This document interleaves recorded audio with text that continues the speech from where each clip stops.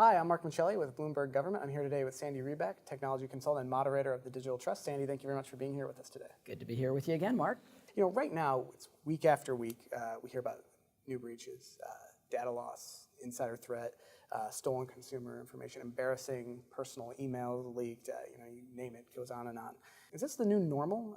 Do you think, particularly with pending executive action, that this is just kind of a battle rhythm? I think we are in a new normal, at least for the time going forward. The Anthem breach, which occurred very recently, one of the interesting things about that, aside from the fact that maybe a lot of Social Security numbers were breached, which is a very serious thing, is that Anthem came out really very quickly, within about a week, and reported that they'd been breached.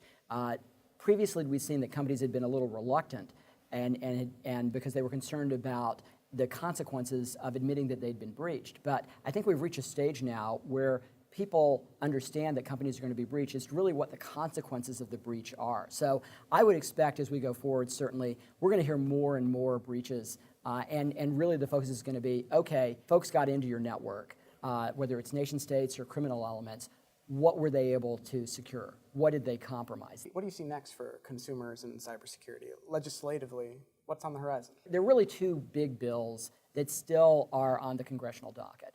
One is that we've talked about a little bit, is this notion of having a national breach notification law, a standard that will replace these 47 different state standards out there that will give consumers certainty that when there's a breach, a company has to report certain things within a certain time period so people can then make sure that their credit rating isn't ruined. The second big one is, and probably the biggest one in many ways, is this information sharing and liability protection. This would be a bill that would encourage information sharing among industry and between industry and government, and would provide some liability protection for companies when they transferred private data among themselves into the federal government.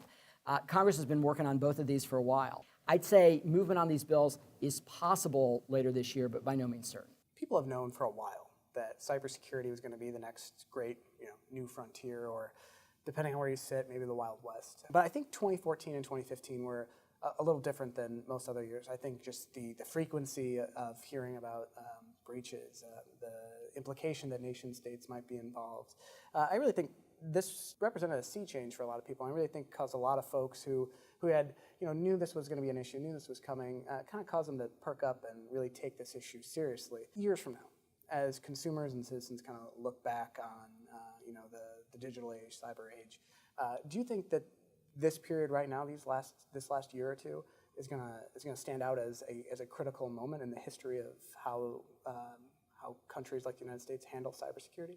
I'm not completely convinced of that yet. I do think we've seen some important new things, and I think one of the newest things that was most important was the Sony attack, because at least in the U.S. government's view, that came from the government of North Korea. So you had an attributed foreign nation state, and you had an attack that wasn't just going after stealing credit card information or trying to steal identities.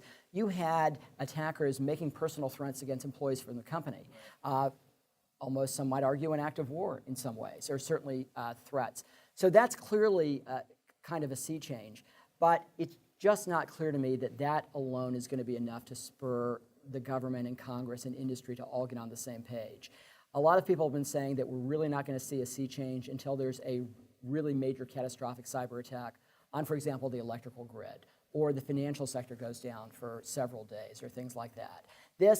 People are thinking this is bad news for Sony and some Sony executives, but it may not affect me that much in my daily life. So clearly we're at the beginning here, but whether this is going to be the threshold moment or whether we're not quite at the threshold moment, I think that's an unanswered question. Do you think we're at the beginning still, or do you think we're approaching the end of the beginning in the way in which we think about and approach cybersecurity? I think we're getting toward the end of the beginning phase. And then we're going to have a long middle phase here that's going to go on for a long time, and probably, honestly, for our lifetimes and beyond. It's really going to be where not only commerce is, but where the new battles are going to be fought.